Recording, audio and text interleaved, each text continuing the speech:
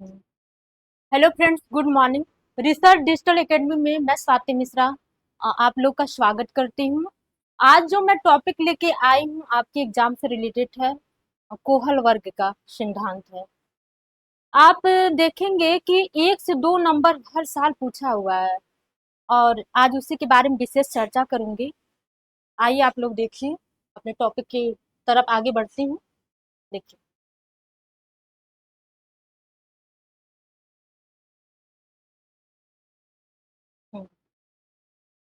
Lawrence कोहल वर्ग moral, गलत लिख दिया। देखिए, लॉरेंस कोहल वर्ग का नैतिकता का सिद्धांत, इसी के बारे में विशेष चर्चा किया जाएगा, जो कि आपके एग्जाम में हमेशा पूछता है। कोहल वर्ग अमेरिका के एक मनोवैज्ञानिक थे। देखिए, मनोवैज्ञानिक गलत है, मैं यहाँ पे लिख दे रही हूँ। मनो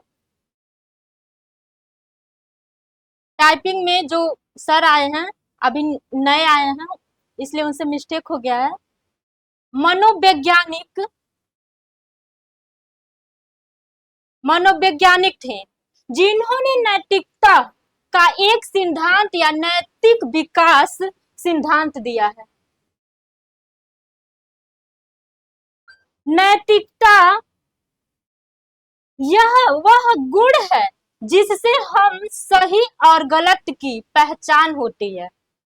बच्चा अपने सामाजिक परिवार परिवार है, दोस्तों ये गलत हो गया टाइपिंग में, परिवार नैतिक नैतिकता और अनैतिकता को जानता है, जो कि सही है। जैसे कि मान लीजिए जब हम लोग छोटे थे, या अपने घर में देखेंगे, छोटे बच्चों को एग्जाम्पल में देना चाहती हूँ कि अगर उसके साथ आप अच्छे वे में अच्छे से बात करेंगे तो वो भी वही सीखेगा और आपसे अच्छे से बात भी करेगा। अगर आप गाली के माध्यम से बात करेंगे तो बच्चा भी वही सुन के क्या करेगा, गाली देगा। क्योंकि बच्चे का डेवलप वातावरण के माध्यम से ही होता है। परिवार हुआ, आपका आसपास के पड़ोस के लोग हुए, और विद्यालय हुआ, ये सब बच्चों का बहुत इफेक्ट पड़ता है वातावरण और डेवलप के लिए।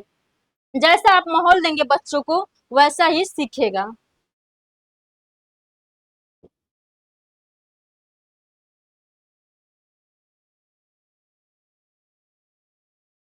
अब देखिए दोस्तों, इसके बारे में पढ़ते हैं, नैतिक दुविधाएं, जो आपका है लॉरेंस कोहल वर्ग के।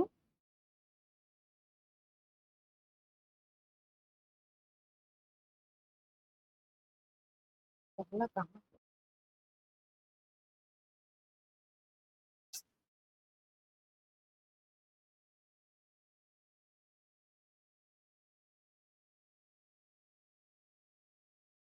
तीसरी। ये टाइपिंग में इधर उधर हो गया, उसको मैं सही कर रही हूँ तो आप लोग को समझा रही हूँ।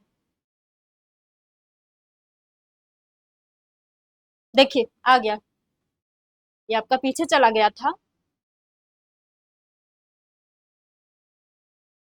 हाँ, प्रांक माने प्रांक में होता पुराना, पहले। रूढ़िगत नैतिकता का स्तर, इसे 2 वर्गों में बांटा गया है। ठीक है, पहला आपका है, पहला है दंड एवं आज्ञा पालन उन्मुखता। दूसरा आपका है साधनात्मक सापेक्षता तथा उन्मुखता। दंड आज्ञा पालन का अर्थ ये होता है कि मान लीजिए रिलेशन में कोई आया, अगर बालक पैर नहीं छूता, उनका आदर सत्कार नहीं करता है, तो उन लोग के जाने के बाद बच्चों की क्या होती है, पिटाई होती है। उसी के डर से बालक क्या करता है कि जो रिलेशन में जो लोग आए रहते हैं उनका पैर छूता है, और क्या उनके आदर सत्कार में जैसे उनके पेरेंट्स लगे रहते हैं, बालक भी लगा रहता है। इसलिए इस अवस्था में बालक को नैतिकता नहीं प्राप्त होती, लेकिन आज्ञा और दंड दंड के कारण वो क्या करता है, नैतिकता का पालन करता है। दूसरा समझिए, साधनात्मक सापेक्षता तथा उन्मुक्तता। इसमें जो बालक रहता है, इसमें भी बालक क्या करता है, तो उसको इसके बारे में पता नहीं रहता है, लेकिन क्या करता है, अपने साथी समूह के साथ साथ वो भी अच्छे वे में अच्छे से कार्य करने लगता है। अब नेक्स्ट तरफ आगे बढ़ते हैं दोस्तों, आगे देखिएगा, इससे भी आपका 1-2 नंबर का क्वेश्चन पूछा हुआ है। अब आपका दूसरा लेवल आया, क्योंकि इन्होंने 3 वर्गों में विभाजित किया था अपने सिद्धांतों को, तो 2 तो आपका हो गया। अब देखिए तीसरा है, जो कि 13 वर्ष से ऊपर है ये। देखिए, रूढ़ रूढ़िगत नैतिकता का स्तर 10 से 13 वर्ष, ये आपका दूसरा है, जो कोहल वर्ग का दूसरा सिद्धांत, दूसरा मतलब दो वर्गों में बांटे थे। देखिए, पहला, अच्छा लड़का अच्छी लड़की बनने की उन्मुखता। दूसरा आपका है कानून एवं व्यवस्था उन्मुक्तता। इसमें जो बालक रहता है कि अपने से बड़ों के द्वारा जो भी कहा जाता है उनको बड़े अच्छे वे से करता है। जैसे कि मान लीजिए हमें पानी ही मांगते हैं अपने छोटों से, तो तुरंत ला के देता है, क्योंकि हम उससे बोलते हैं कि बहुत अच्छा लड़का है या बहुत अच्छी लड़की है। इसके माध्यम से अपने आप को अच्छा समझने के लिए बालक क्या करता है, हर काम अच्छे ढंग से करता है। जैसे कि मान लीजिए पढ़ाई करना हो, अच्छा नंबर लाना हो, तो क्या करेगा कि खूब मेहनत करेगा, कि मेरा जो लोग रिजल्ट देखेंगे तो कहेंगे कि उस लड़के का अच्छा नंबर आया। अच्छा लड़की अच्छा लड़का बनने के कारण वो हर काम अच्छे वे पे करना चाहता है। दूसरा आपका देखिए, कानून एवं व्यवस्था उन्मुक्तता। इसमें बालक क्या करता है, जो भी कानून नियम बनाया रहता है उसी के अनुसार वो चलता है। जैसे मान लीजिए हम रोड पे जा रहे हैं, तो लेफ्ट जाना है कि राइट जाना है, तो हम अगर लेफ्ट राइट में नहीं जान पाएंगे तो क्या होगा, एक्सीडेंट तो हो ही जाएगा। तो वही बालक कह रहा है कि कानून व्यवस्था उन्मुक्तता, जो कानून हमें नियम बनाए उन्हीं के अनुसार हमको क्या करना है, चलना है। इस अवस्था में बालक कानून या व्यवस्था की बहुत ही मतलब उनके उन्मुक्तता को बहुत अच्छे वे में अच्छे से पालन करता है। देखिए, आपका तीसरे लेवल पे आते हैं, तीसरा अवस्था जो उन्होंने दिया है, देखिए आपका ये है, उत्तर रूढ़िगतता 13 वर्ष से ऊपर। उत्तर रूढ़िगत नैतिकता 13 वर्ष से ऊपर, इसको भी 2 वर्गों में बांटा गया है। देखिए, पहला है सामाजिक अनुबंधन उन्मुक्तता, दूसरा आपका है सार्वभौमिक नैतिक सिद्धांत उन्मुक्तता। इसमें जो बालक रहता है, समाज में जो भी नियम बना रहता है वो क्या करता है, वो उन्हीं का पालन करता है। समाज के लोगों के साथ उठना बैठना, जो भी देखे मूर्ति कला पूजन आपका आने वाला है, नवरात्र आ रहा है, तो उसमें भी बालक क्या करेगा, बढ़ चढ़कर हिस्सा लेगा कि लोग मुझे समाज के माध्यम से जाने। वो अपने आप को क्या करना चाहता है, अपनी पहचान करना चाहता है। जो आपका ये तीसरा अवस्था के बारे में जो पहला लेवल, वो अपने आप को क्या करना चाहता है, पहचान करना चाहता है कि समाज के माध्यम से लोग मुझे क्या करे, जाने। इससे भी आपका क्वेश्चन पूछा है, इंपॉर्टेंट है। देखिए, इसका जो है दूसरा लेवल देखिए, सार्वभौमिक नैतिकता सिद्धांत उन्मुक्तता। इसमें क्या करता है बालक, सार्वभौमिक नैतिकता में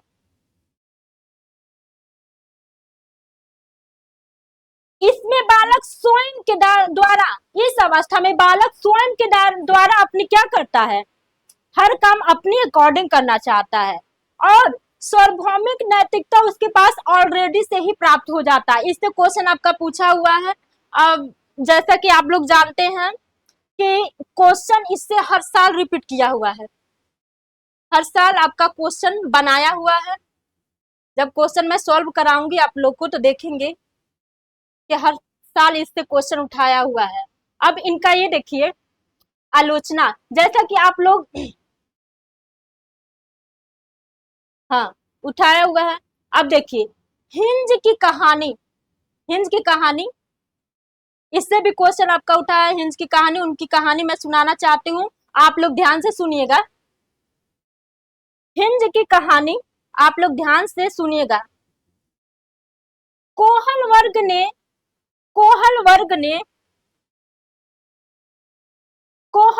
ने हिंज को एक कहानी सुनाई। हिंज हिंज को एक कहानी सुनाई। हिंज हिंज एक व्यक्ति था, उसकी पत्नी की बहुत तबीयत खराब थी।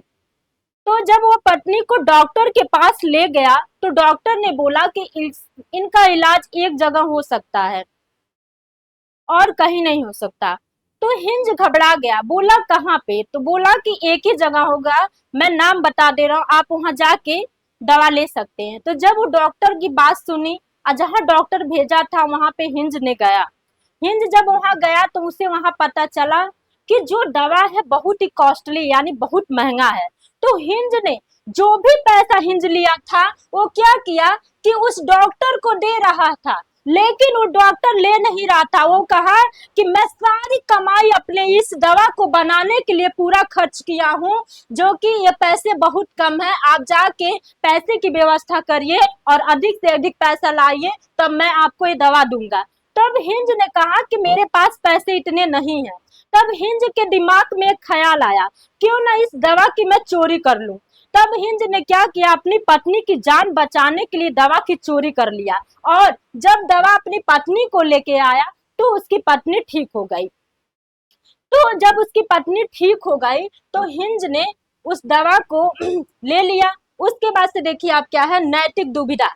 हाँ, इसी में क्या होता है कि वो नैतिक दुविधा में पड़ जाता है कि अगर मैं चोरी करूंगा तो मुझे क्या है, कानून के वहां सजा मिलेगी, अगर चोरी नहीं करूंगा तो क्या है कि मेरी पत्नी को जान चली जाएगी। इसे हम नैतिक तकरार कहते हैं कि दो रास्ते में क्या है कि वो फंस गया है। दो रास्ते में क्या हुआ कि वो फंस गया है कि अगर मैं चोरी करूंगा तो कानून के माध्यम से मुझे सजा मिलेगी, अगर चोरी नहीं करूंगा तो मेरी पत्नी की जान चली जाएगी। तो नैतिक दुविधा में क्या है, हिंज फंसा हुआ है। उसे सही गलत के बारे में डिसीजन ना लेने की स्थिति नैतिक दुविधा कहलाती है। मतलब वो सही डिसीजन नहीं ले पा रहा है, क्योंकि अगर वो चोरी करेगा तो कानून के माध्यम से क्या होगा, उसे सजा मिलेगी। अगर चोरी नहीं करेगा तो उसे क्या होगा, उसकी पत्नी की जान चली जाएगी। जैसे हम ही लोग देख लीजिए कि कभी कभी ऐसा होता है कि एग्जाम भी रहता है और रिलेशन में शादी भी रहती है, तो लेकिन हम लोग क्या करते हैं, हम लोग सोचते हैं कि एग्जाम दे या शादी में जाए, वो भी तो नैतिकता है उसमें। तो वही हिंज के पास भी दो समस्या आई कि हम उस पत्नी की जान बचाएं कि कानून के माध्यम से कानून का पालन करें कि चोरी ना करें। तो वही बात है। देखिए